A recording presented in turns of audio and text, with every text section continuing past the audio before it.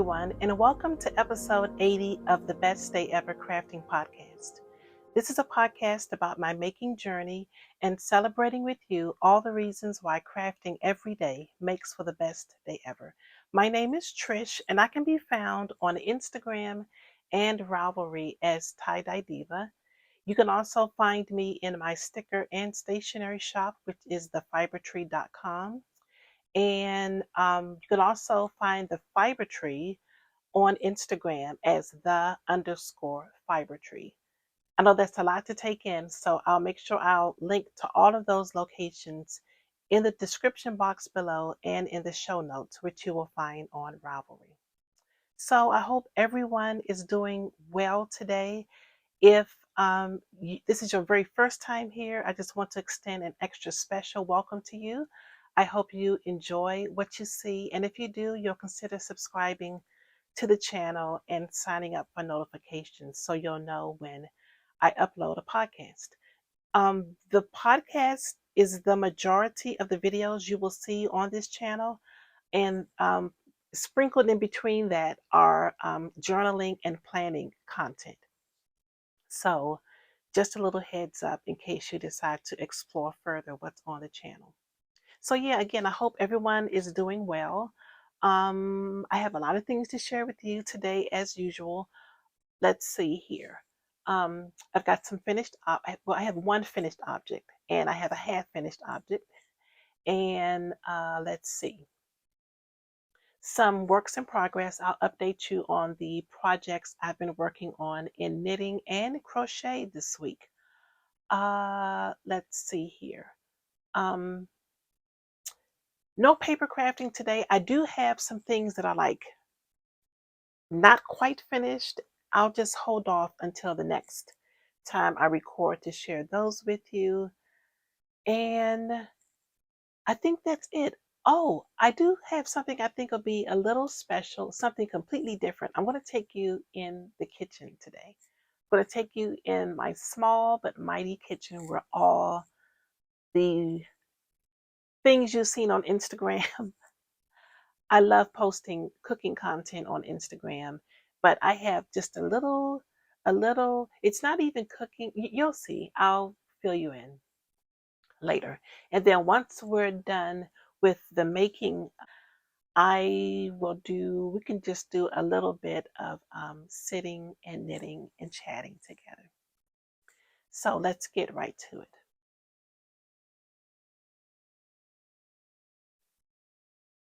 The first thing I want to share with you is a finished object in knitting that I completed a couple of days ago, and it is my muscle burl hat. This is a pattern by Ysolda T, and let's see here. Basically, the muscle burl hat is a huge tube. It can be knit. It calls for a fingering weight yarn, fingering to sport weight yarn. So here's the tube.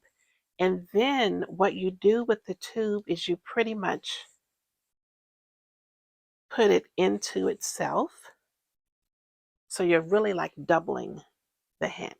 And I sure hope I can get this. It's not hard to do, but you know how it is when you're on camera. Nothing wants to cooperate. Yeah, so you basically just fold it in onto itself until it's doubled. So it can be worn either like this, like a slouchy beanie style, or the way I intend to wear it is like this with the cuff. So you've got the double thickness here, and you've got 4 times thickness when you double up the cuff. So this is going to be, I think I mentioned on the last episode, this is going to be the hat that I do all my errands. I run around errands those days when I don't want to go out of the house, but I got to go out of the house, and I want to make sure that I'm cold. I want to make sure that I'm warm. I want to make sure I'm warm and toasty. So yes, that is the Muscle Burl hat by Ysolda Teague. The yarn that I use is Chelsea Luxe Sock, and this is from her Coop collection. It was named after one of her chickens, which is Megan. The striping was a complete surprise to me. I was thinking that the hat would be knit up in the variegated, like what you see in the crown area. But so the stripes were a really, really fun surprise, and they were able to be maintained throughout the knitting the entire hat. Um, I love the crown decreases. The crown decreases mimic the way you start the hat. So you start the hat exactly like this, and then you finish up those crown decreases. I am considering putting a pom pom on this. Let me know what you think. Pom pom or no pom pom. But yes, really, really cute. And I will insert a picture of me wearing the hat right here.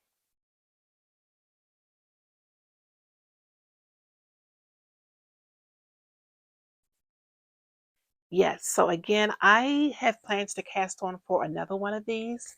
I was watching Dinah of the Knitting Place podcast, and she's making one, but she's doing half of it in a fingering weight, and the other half she's doing in a suri, which is a suri alpaca and silk blend, I believe. So what's going to happen with that is when you cuff it up, that beautiful fluffy suri is what's going to be on your cuff as well as on the inside of the hat. So I'm definitely thinking about doing my next one just like that. So just absolutely delightful pattern. You can take it with you because once you're done with the crown decreases at the beginning, it's just straight knitting. Also, it's very ingenious in the way that it is written. The pattern will have you to do a gauge swatch once you get enough stitches at the beginning, and that gauge will determine how many stitches you need to increase for, depending on what size you want. So I won't give away too much of the pattern, but just a really, really lovely, lovely hat pattern. Again, Muscle Burrow by Yasoda Teague.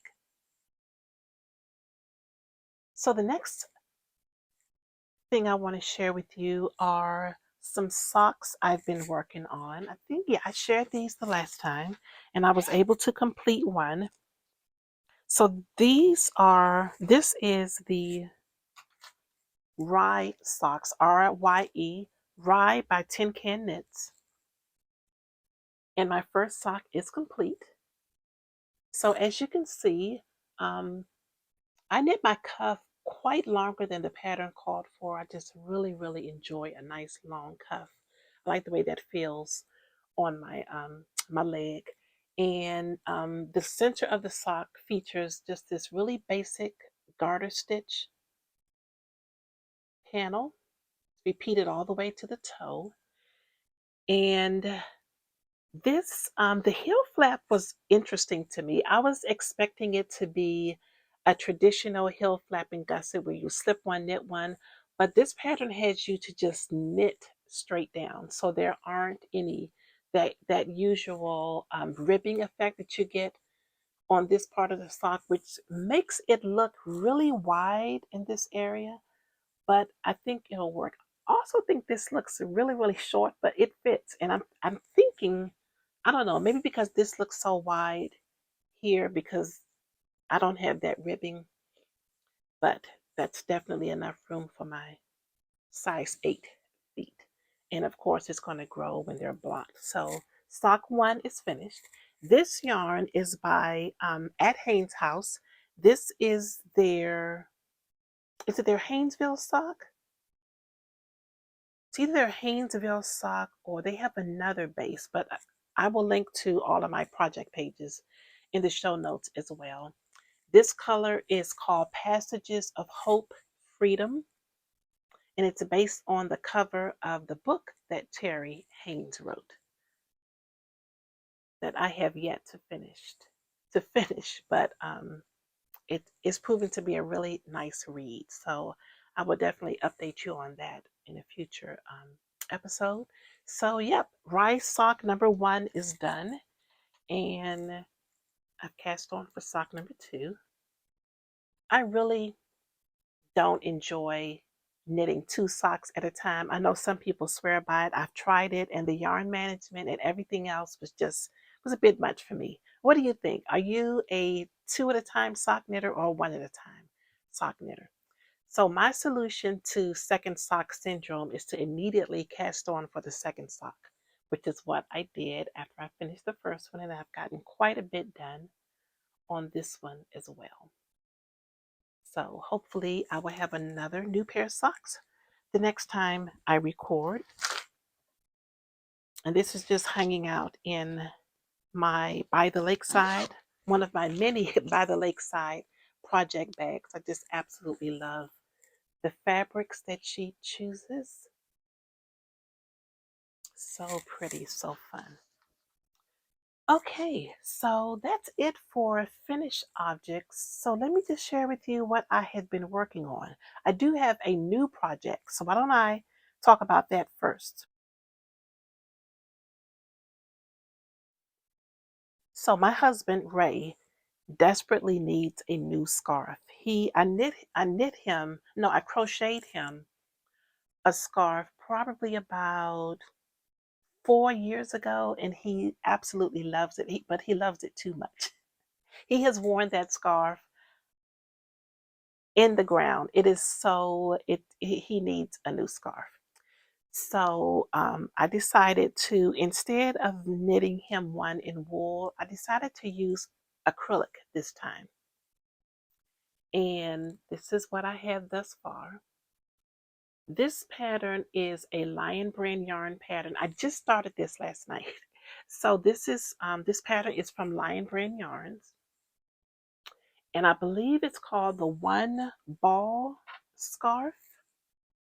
It's it was written um, to make a scarf out of the Lion Brand Mandala, which is the color changing yarn. It's in a cake. It's really pretty colors. But I picked up this yarn from Hobby Lobby. This is, do I have the ball band? But this is I love this yarn, acrylic. It is I think they're calling this a medium weight, but it feels really heavy, almost like a really heavy worsted, possibly Aran. I did put this in a ball because it comes in that skein, and I just always have the most difficult time finding the center pull, and trying to pull while it's in that skein was driving me nuts. So I just put it into a ball. So the color, I don't have the ball band. It's in my bedroom where I started this project last night. Hold on one second. It might be in this bag. Nope, not in this bag either. As you can see though, it's a really light blue, and it's got some blue speckles in it, which is pretty cool. I love the way this yarn feels. You guys been watching me for a while. You know, I rarely use acrylic yarn, but I don't know if you are a user, if you use acrylic, and how you feel about acrylic yarns. I kind of feel like the acrylic yarns have been stepping up their game here lately, just in the texture and in the way it feels. If I was doing a blind test, I would swear that this was a merino. It is so soft and doesn't feel plasticky or acrylic. It doesn't feel like acrylic at all. It's really springy when you work with it. So I'm enjoying this project a lot. I was a bit concerned that the pattern looked a little feminine, but I think by the time it's all said and done, by the time it's nice and long and wrapped 2, 3 times, it'll be fine.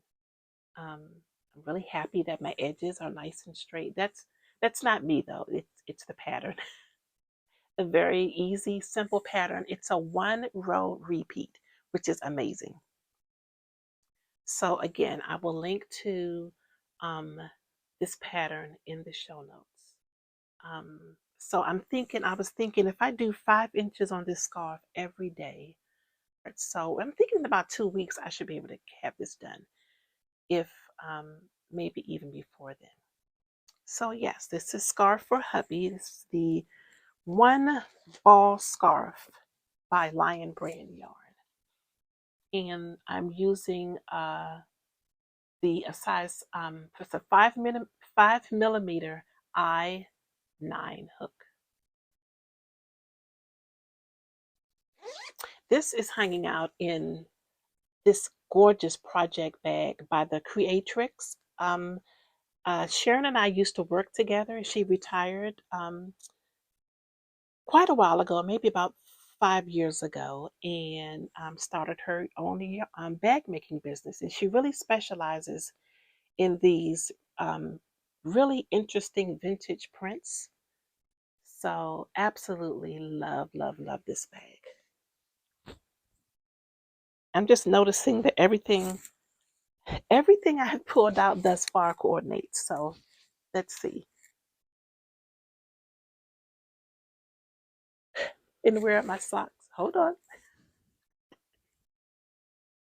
How often does that happen? Not often at all. That's pretty special. And it even matches the blouse I'm wearing today. So much fun. So much fun. That's one of the fun things about being a maker. I don't know, I just think it kind of makes you just more alert and aware to just the beauty in the small things. That's pretty cool. Okay, so what else have I been working on? Oh, another new cast on. So let me share that with you. This cast on, I don't know whether I should show you the bag or the project. They're both gorgeous, if I must say so myself. So this is hanging out in my Hohe and Company. I think this is the Pampa tote, if I'm not mistaken. Just a really basic, really roomy leather tote. It's unlined, but finished impeccably on the inside. The handles are 100% leather. The bag is 100% leather. And I do believe this leather, it's interesting because I feel like the tag has already started to age and patina. Um, the handles will eventually do the same. So I'm really, really looking forward to that. So I need to make sure I keep this bag in the rotation. I don't want to just sit it aside. I want to make sure it gets some good use. So in this bag is my ranunculus sweater. This is my third ranunculus sweater that I have knit. And let me see if I can find the front. So here it is. This color is just, this is pretty accurate. What you're seeing here is pretty accurate. I'm using Queen's Yarn Boutique Pop Life Fingering and her brand new base, which is mohair. I can't remember what she's calling her mohair base. Again, I will have all this in the show notes and on my project pages, but I'm just about done with the lace repeats. Um, I did a really good job keeping up with the lace repeats. Didn't make too many mistakes. I didn't have to fudge much, as much as I did with the other two. This pattern is very forgiving. I'm not going to talk a whole bunch about it because I've talked so much about it with the other two that I did, and so many others have made this as well. The yarn is beautiful. The pattern is beautiful. I really love the way this is feeling, the way this is knitting up. The previous one that I did was lovely too, but there's something really plump and full about the Queen's Yarn Boutique yarn. It's just, I'm not sure if it's the mohair or if it's the fingering. I do feel like this Pop Life fingering is really plump and super soft and springy. Just the perfect combination. Thoroughly enjoying every single stitch of this. And I'm just about to go into the raglan increases on this sweater. So yes, absolutely love it. This color is Sherpa. So pretty. So, so pretty. It's just a perfect wintry blue. Love it, love it, love it. So let me give you a close-up of the yarn. My goal is to do this one 3/4 sleeves just like the other. And there we go. So, so pretty.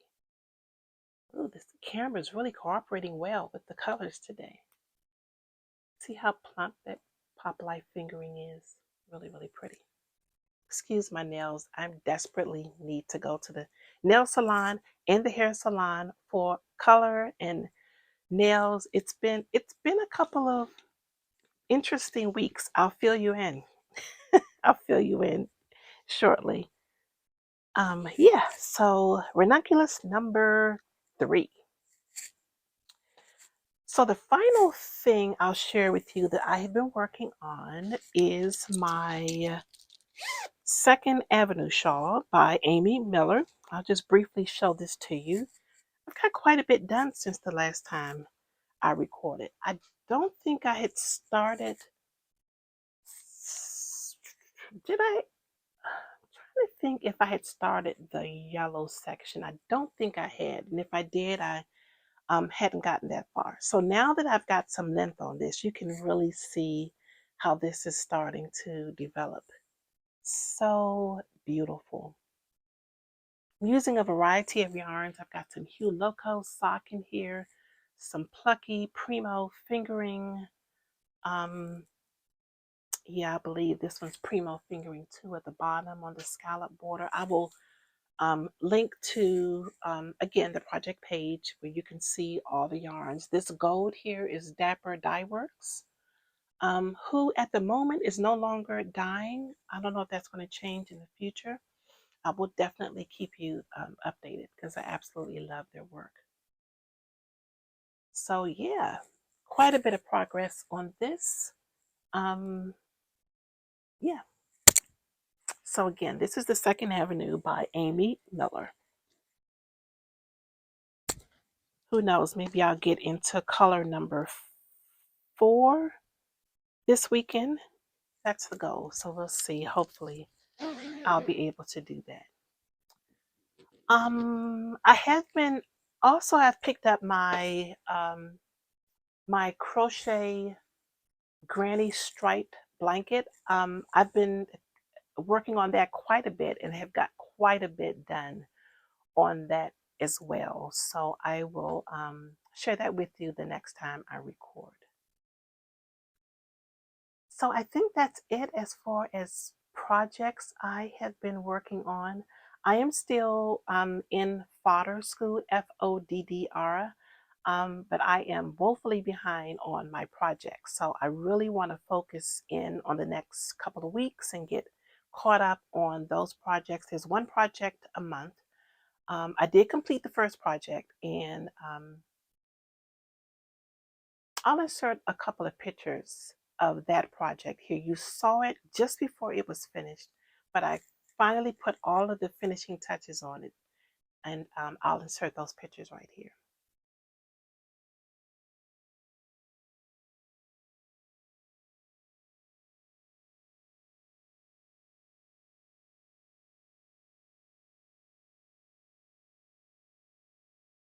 So also briefly in paper crafting, it is time to start thinking about planners and journals for 2023. So I haven't quite figured out what I'm going to be using for what yet, but this is my catch-all planner, I guess you could say, for 2022. It's thick, it's chunky, it's so much content. This has housed my life for the past year. It's so nice to open this up and flip through and see the different spreads I've done. It's also nice to see, I think I've evolved a lot in the way that I would do my spreads, especially on the daily pages. So this is the Hobonichi Cousin. It is a Japanese planning system, and I plan on doing the exact same thing next year because I absolutely love the entire layout of this planner. And what I will do very soon, expect a video from me on my planner and journal lineup for 2023. So definitely looking forward to getting that all squared away so that I can be all set for January the 1st. So let's go into a couple of acquisitions. I'm checking my time. Um, I'm on my lunch break again. So, really quickly, what do we have here?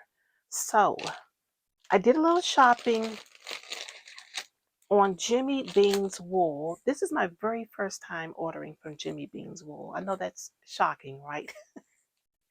So the thing that I went there for was something I've been wanting for quite a while because they kept selling out. This is the three-piece Delicue Snap. I think it's called the Snap Project Bags. And I'm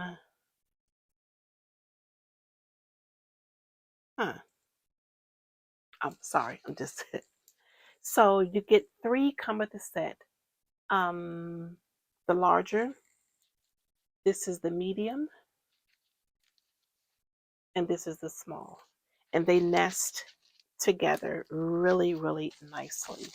I was hesitating because I'm looking at this and I realized that the stitches are run here. And I don't know if that's something I did, pulling it out of the bag, or maybe it got snagged on something, but I don't think so because I just took it out of the bag and just set it in my podcasting bin. So I may have to reach out to Jimmy Bean's Wool. Interesting. Interesting because, so I decided to pick up this skein also. I thought it was just so pretty. It might have been on sale. I'm not sure, but this just really spoke to me. I thought it would be really beautiful in the color work of a yoke sweater. It's 620 meters, so it's quite a bit of yardage, and it's, I do believe this is their lace weight. It's called the alpaca boucle. Um, but you know, with these yarns, you can always knit them up to whatever gauge you want because they're so fluffy and floofy. So when I got this order, the only things that I ordered was the set of bags and this yarn. It was in a plastic bag, but the yarn nor the bags were in a separate plastic bag. That means that when I opened it up, everything was just there exposed. I have a pet peeve about that. I just feel that your product should be securely in a separate bag other than the mailing bag. You guys know I don't vent very often on this channel, but I was really annoyed by that because you know what I'm going to say next, right? I cut the bag open as carefully as I could, but I still ended up cutting the yarn. And I think I cut it in several places. See, can you see? Yeah, I cut it in several places. So this is going to be interesting when I finally decide to look. I even found there's another one. Really, that really annoys me. I have a small business, my little sticker shop, and every single sticker sheet goes into its own separate sleeve, plastic sleeve. Now, I'm small potatoes, so if I can do that, I think larger companies should be able to do something similar or just something to better protect the product as it's coming to the consumer, especially knowing what the risks are. Okay, I'm going to stop complaining, but the yarn is absolutely beautiful. Again, this is the Alpaca Boucle by Hedgehog Fibers. Let's see, what else did I want to share with you? I got some really pretty progress keepers from Earth Tones Girl. From the Earth Tones Girl podcast, Denise Santos is the host and the maker and the designer and the teacher and just an all-around lovely person.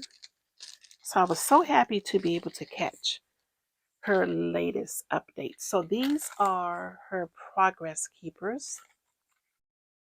One says, grow through what you go through, do all things with great love. And the other one, okay, so I got two of these. Grow through what you go through, do all things with great love. And I also got two of the Fearless Sock Knitter because I'm going to give these, have a couple of people in mind I want to gift these to. So that's why I ended up getting the duplicates. So happy to have been able to catch that update. She always sells out of these. So I was really, really happy to be able to get those. I think that's all I have to share with you in acquisitions.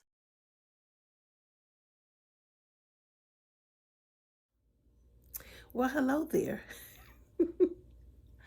I have no idea what happened, but all of the footage from the chat and knit together has no volume.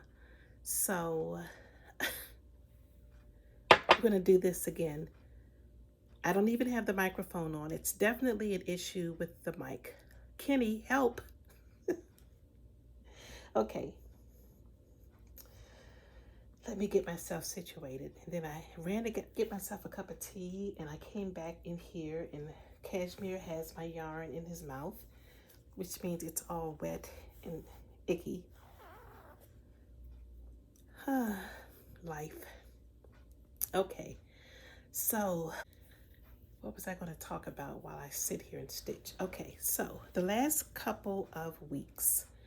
So the last time I recorded, I think I uploaded a video. I uploaded it on a Tuesday evening. Yep, it was a Tuesday evening. And I woke up that Wednesday morning and to some wonderful comments, by the way. So thank you all so much for your response to my knitting story part 2. I really, really appreciate that. You guys blew me away. So thank you again. So I was just, woke up to that. That was very happifying. And I realized that my husband was sick. He's a little bit sick to his stomach. I'll spare you the details. He got himself together, and I said, why don't you, just to be sure, take a COVID test before you go to work? Because he's, still trying to get dressed and go to work. And I'm like, you really should stay home. It's like, no, I feel fine. I think I just took my medicine on an empty stomach, but he was sniffling. Also, I say, just go ahead and take the test just to be sure, because you don't want to go to work sick. So, takes the test, and not even 5 seconds, it popped up positive.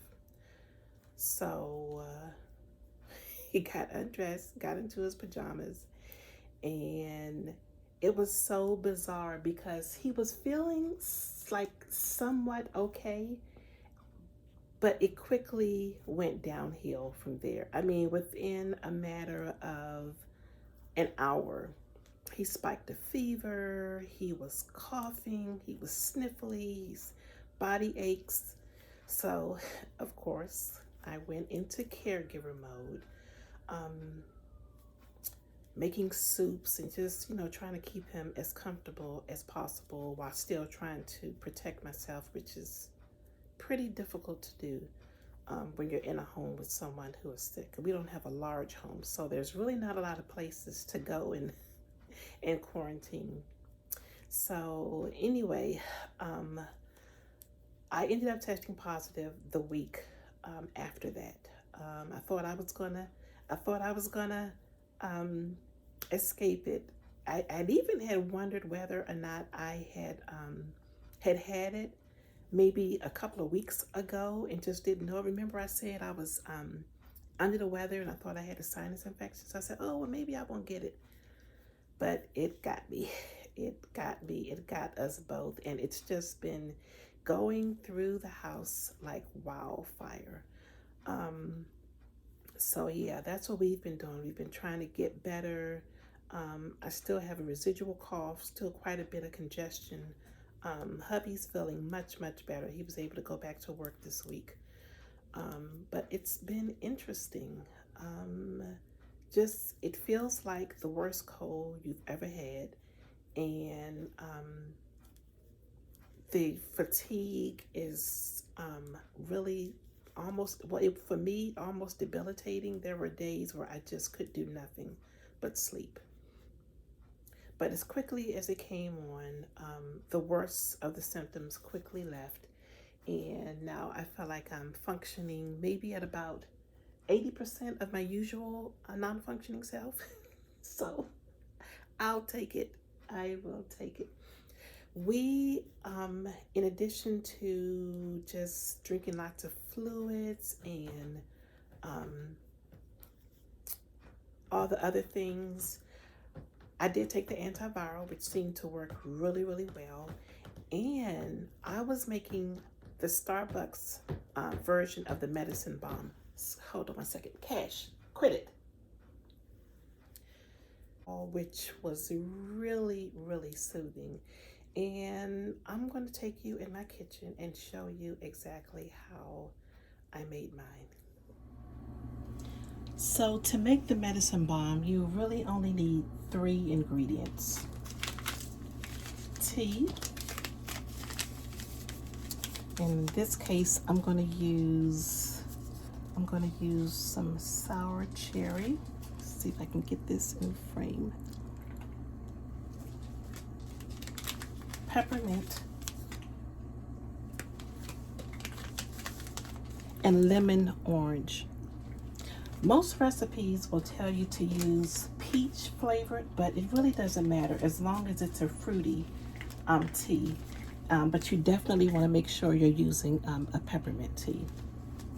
So these are all Taylor's, one of my favorite teas, and this is what I actually put. This is one of the, every order from the Fibertry gets a gift of Taylor teas. I have not had a Taylor tea that I didn't like. Okay, so we've got our water coming to a boil, and while the water is coming to a boil, I think I have about 4 cups. 4 cups of water, and I'm gonna add my tea.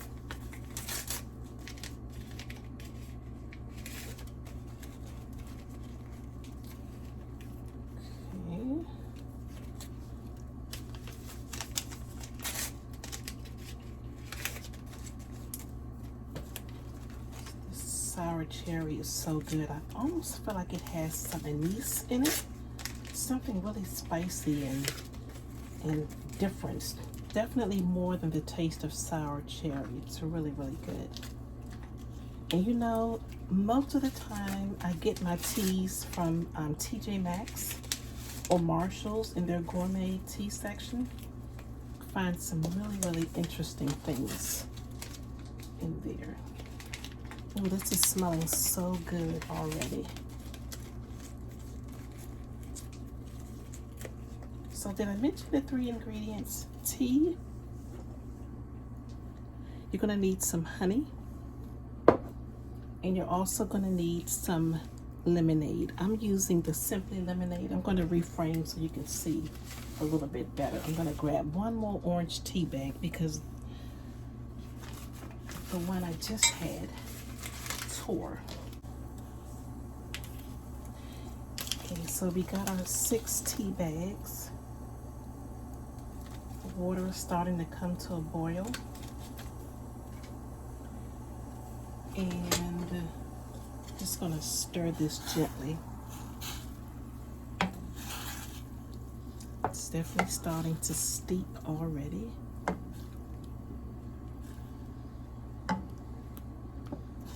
It smells so good. It's a nice combination. So normally I just do the peppermint and the orange lemon, but I decided to add the cherry in this time. Again, it doesn't matter what fruit tea you use, but definitely make sure you have a good peppermint tea because that's where the soothing properties come in.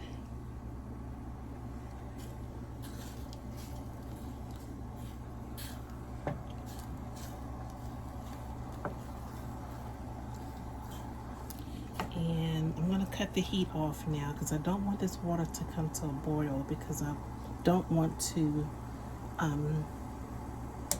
burn the tea leaves. So I'm going to let this steep for about 4 minutes.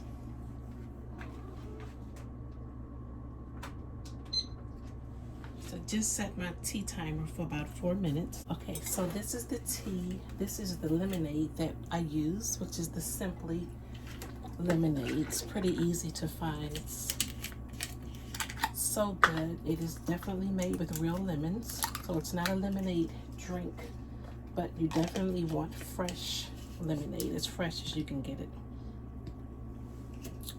You can even see the lemon inside of here, which is why I love it so much. This is a staple in our house. We use it all the time. So I'm going to do 2 cups of lemon juice.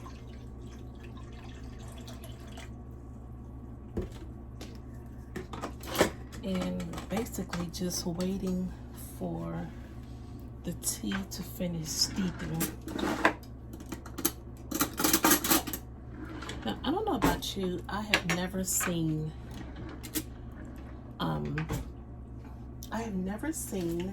the medicine ball on the Starbucks menu. So I'm assuming it's something you have to ask for. Maybe they can't sell it as a medicine ball because that, who knows, there's probably some type of rule or law that you can't say medicine if it's really not medicine. But anyway, I'm so glad somebody told me about this.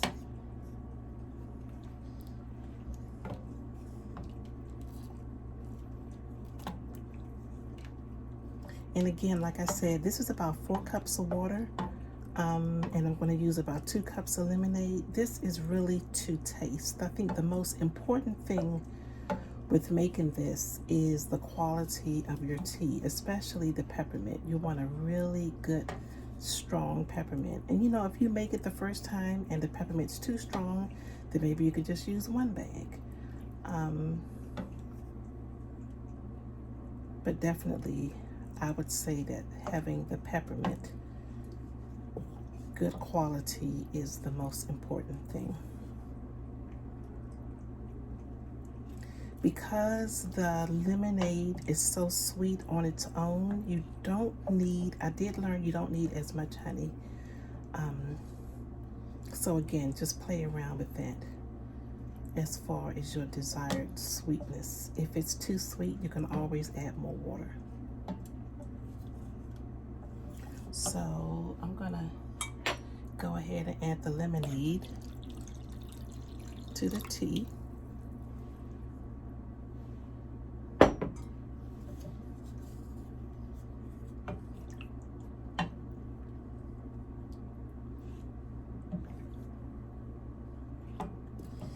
And almost there. We got about 20 more seconds. I can start taking these tea bags out now.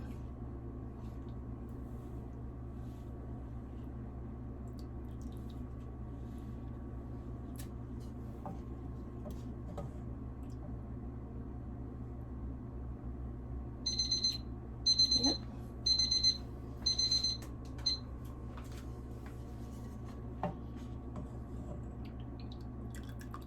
I got my tea timer from Harney and Sons. I love it so much. My family laughs at me because there's a timer on the stove, but I prefer to use my tea timer. Okay, so to this, I'm going to add just 1 tablespoon of honey. And basically, once the honey melts, it's done. I can smell the mint. Another thing you can do if you have a essential oil of mint, you want the mint flavor to be a little bit strong, you can always add pure peppermint essential oil to this. I did that one time last week. That was very soothing. Just make sure that the peppermint oil you use is definitely for consumption. I think most are, but just definitely double check and make sure that it is for ingesting and not just topical.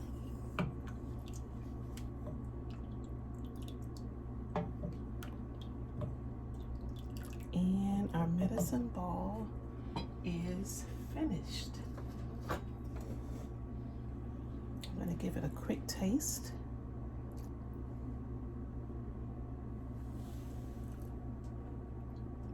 Oh, it's so good. Yep, it's perfect. And all you need to do now is pour yourself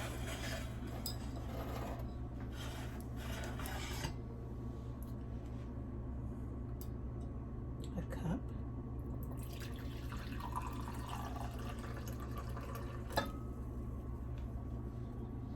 You can let this cool and refrigerate it and use it as needed. So that is my version of the Starbucks medicine ball. I hope you never need it, but if you do, I can definitely vouch that it works really well. It tastes really good and it works really well.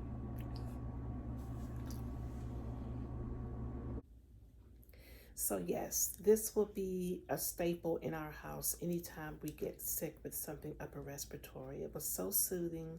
It tastes really good. And it was definitely what the doctor ordered. So yeah, we are definitely on the mend, feeling much, much better. As soon as I'm pretty certain it's gone from the house, I'm just going to do a thorough cleaning. It'll be an all hands on deck type situation. Get the carpet clean. I want to get the furniture cleaned. Open up the windows, air things out, make sure all the linens are changed. You know, ordering new toothbrushes and all the other good stuff. So yeah, just continue to stay vigilant, continue to stay careful, because apparently we are done with COVID, but COVID is not done with us, for sure. Other than that, I have been um, doing a lot of thinking about goals for 2023. I don't set resolutions, but I definitely think about refocusing and what things I really want to work on for the coming year. So I've been doing a lot of that. I'm not sure if I mentioned, because I don't know which part got deleted, but getting my planners and my journals lined up for 2023. I will be doing a video on my planner and journal lineup for 2023. So definitely be on the lookout for that. In addition, I might do a vlog style video at the end of the year, just to again catch you up on just some of the things I like to do at the beginning of the year to get myself all set up for a new year. So yeah, I think other than that, that's pretty much what has been going on. It is officially chilly all the time here in the Washington, D.C. area, so I've been making a lot of soups. I've been thinking about new soups that I can try out. I made a leek in potato soup not long ago. I made a really delicious bean soup yesterday, and of course, chicken noodle soup has been making quite a bit of chicken noodle soup and other soups, because it is soup season right along with cold and flu season. So yeah, that's pretty much what I have been up to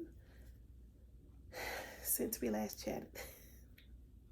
So if you have some questions you want me to cover, maybe you've got a burning question about the podcast or me, just leave it in the comment box below. Or you can send it to me on Instagram as well as on Ravelry. So I think that's about all I have to share with you. Continue to stay well, continue to stay healthy, and continue to find lots and lots of joy in your making. Don't forget to share your projects in the Ravelry group, and I will chat again with you in a couple of weeks. Okay, bye.